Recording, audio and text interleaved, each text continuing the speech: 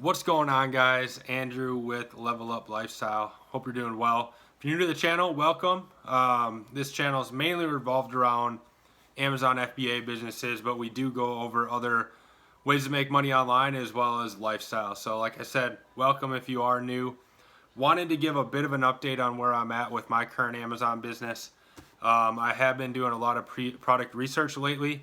And I did find a few different products that I'm looking at to add into my Amazon business. Definitely looking at a definite 2 products, maybe 3 SKUs. So I'm currently in the process of contacting suppliers, negotiating shipping, negotiating price. I did order some samples a couple days ago. Those should be in about 10 to 15 days, which seems a little longer than when I typically order samples, but they are going to be here in 10 to 15 days. Cost wise, just to give you guys a general idea, I did order 3 samples. It was the same price if I were to order 1 sample or 3 samples. The cost was $50 to expedite shipping to my house here in the United States. And that's pretty typical. Anywhere, samples I typically see cost wise anywhere from like $30 to $60 is usually the sweet spot, usually what the standard prices are. They are higher, obviously they do charge a premium for samples. The main reason why they do that, they don't want, some person coming in, they just, instead of buying it on Amazon, going right to the wholesaler and get it at a wholesale price. They don't want that. That's not their business model. That's not their niche. So they are going to, charge a premium for those samples. And then I'm getting shipping quotes. So I got quotes for air shipping, which I usually do. I usually ship air. But I am getting some quotes from a freight forwarder to see if it's worth it to do sea shipping. It takes a little bit longer, but if I can save, hundreds or thousands of dollars on shipping, it's definitely something to consider and something to take into consideration. But today's video, I want to talk about how to get a minimum order quantity of under 500 units. I get asked this all the time. People that do their product research, they find their product and they just don't want to order, or maybe they can't order 500 units because it's a higher price item, or they just want to test out the market. So if you're someone who maybe doesn't have enough capital to purchase 500 or 1,000 units, or it's a product that maybe you just want to buy 200 to test out the marketplace, and just make sure that it does sell. Then once it does start selling, then order the 500 or the 1,000 units. So different scenarios. It's definitely a good technique to order a 200-300 just to make sure that the demand is there and you can sell the product before you make that large purchase order of 1,000 units and spend thousands of dollars. So you're going to see a lot on Alibaba that the minimum order quantities from the suppliers is going to be 500. That's what they're going to tell you. They're going to say, hey, we can place this order, but the MOQ is 500. And I just want to tell you guys that that is a myth. It's not real. They put that on Alibaba, but it's no way a fact that the minimum order quantity has to be 500. I've ordered a lot of successful items under 500 units. As well as I've heard, many successful sellers in this business that do initial orders under 500. So it's definitely doable, but it's all about how you communicate and how your templates are kind of structured when you talk to suppliers. So I wanted to share my exact templates that I use when reaching out to suppliers. The first one is the initial template that I use just to reach out to get all the information that I need in order to analyze whether or not I want to take that next step and order, X number of units for this product. Does the price check out? Can it be profitable, as well as shipping? So I want to just read you guys. I have my computer right here. I just want to read you guys my exact template that I use when reaching out to suppliers. So here it is. Basically, I start out, hello, my name is Andrew. I'm the lead purchasing agent of company X, Level Up Lifestyle, and I'm contacting your company about working together in a potential lucrative business venture. We're an international company based out of Virginia, New York, whatever state or country you're in. And we'd like to introduce ourselves and express interest in creating a long-term profitable partnership between our two companies.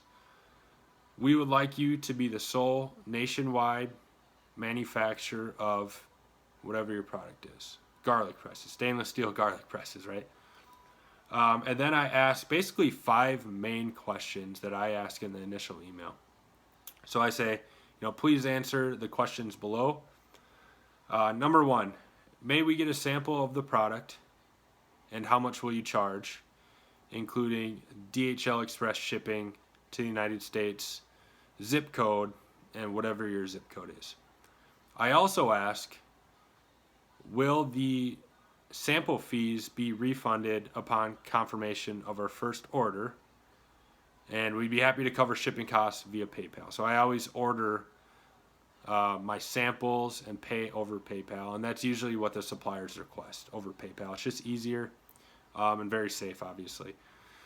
So a lot of the times, if you do order samples, and it might be $40, $50, $60, a lot of the times, if you negotiate this, right, when you make your first initial order of, say, 500 units or 1,000, you might be paying a few $1,000s. They'll more than likely subtract that sample fee of $40, $50, $60 from the overall cost. So that's definitely something very important to add on, just to save you a little bit of money in the end. Question number 2, do you have the ability to package our product in a custom white glossy box with our color logo and UPC barcode printed on it? So this is just making sure that the supplier is able to customize your packaging. If they are a adequate, reliable supplier, most of the time they're going to be able to customize the packaging for you, slap your logo on there, put the UPC barcode on there. And a lot of the times they do it, free of charge, unless you have some immaculate product design. So you want to make sure that they can do that, because you definitely want to design and customize your packaging. It just helps you differentiate yourself from other sellers online. Number 3, what's the cost of the product per unit, including custom packaging and FOB shipping, for a minimum order quantity of 200 units and 5,000 units. We'd like to compare both quantities. So this is basically saying, hey, we're definitely interested. We want to see the price differences of buying 200 units, and if that works out, we'll definitely be able to order a lot more product up to 5,000. So we want to see the economies of scale. So obviously, the more product you buy, the better cost you're going to get the product for. So if you order 5,000, that price is going to be a lot better than ordering 200 units. Question number 4, how long will it take to manufacture both 200 units as well as 5,000? So you just are getting the lead times.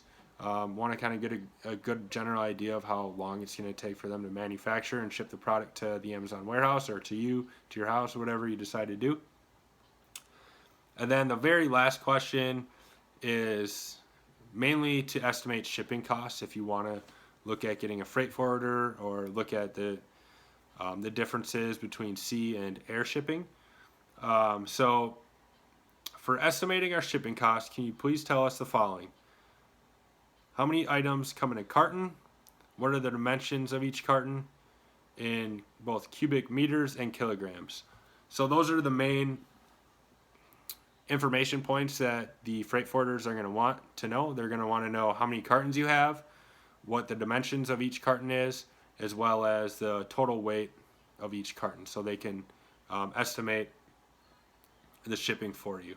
And then I just end it, I'd be grateful if you'd contact us with the answers to the above questions, as well as your shipping and other policies we may need to know. Thank you, Andrew, company XYZ. So that's it. That's the main information points that you want to get from the supplier from that initial email, that initial correspondence. It's going to tell you all the information that you're going to need to know in order to make a decision if you want to move forward or if you want to dig deeper into this product. You're definitely getting the cost, the pricing tiers, and if the time of manufacture? I mean, there's all those questions are hitting on the main points of all the information that you need to know. A lot of the times you're going to find that suppliers are going to say, here are the pricing tiers. You know, our minimum order quantity is 500 units. I have a rebuttal email that's worked for me every single time. I've shared it with a few of my friends, and it's worked for them every single time. So this is a really, really good response if they do come back, hey, we can, you know, manufacture this product, but the minimum order quantity is 500 units. So this response, pretty short, sweet, to the point. Basically, you know, thank you for your time. For all initial orders, our board of directors requires a small test order to confirm mass production quality before any subsequent significantly larger orders. We do intend to order many thousands more after confirmation of quality, but if you're unable to compromise on an initial order of 200, we will regrettably need to search for another long-term partner. You know, thank you for your time and assistance, Andrew, company XYZ, whatever it is. So very short and to the point, basically is saying, hey, if you can't fulfill, you know, an initial order of 200, we're going to have to move on and look for another long-term partner. So that's the response basically to, you know, if they do say the MOQ is 500 units. And that, like I said, that's worked 100% of the time for me, and it's going to definitely work for you guys. 99% of the time it's going to work. So that is, you know, basically everything in the video. I hope you guys took some value out of it. Like I said, if you're new to the channel, you know, don't forget to subscribe, hit that like button. I'm going to be coming out with a lot more content. Also, if you guys don't know, if you're new, the Amazon FBA course that I promote, the link is in the description. It's the course that I took. I definitely highly recommend it if you're looking for an Amazon FBA course. I've took a number amount of Amazon courses, and this one's by far the best. All the information is out there on the internet. There's free information, free content on YouTube, on the internet. I found myself getting very lost in all the information, kind of information overload.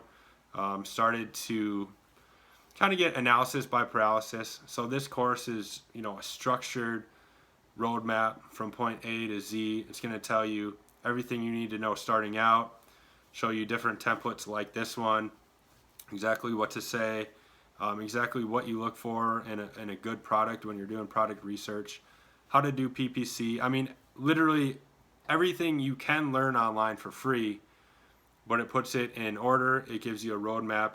So it's a really good investment if you are looking to invest in yourself and buy an Amazon FBA course. Like I said, it's not required, but if you are looking for a course, that's the one I recommend. But yeah, that's it. We'll see you guys on the next one. Peace.